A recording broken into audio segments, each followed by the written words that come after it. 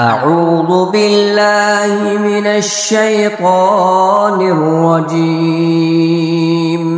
بسم الله الرحمن الرحيم.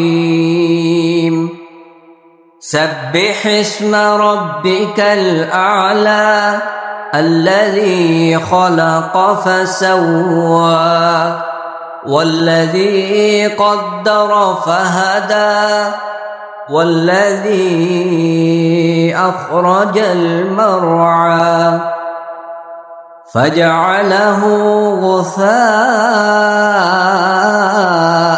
أحوى سنقرئك فلا تنسى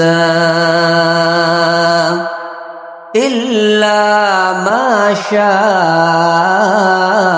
الله إنه يعلم الجهر وما يخفى ونيسرك لليسرى فذكر إن نفعت الذكرى سيذكر من يخشى ويتجنبها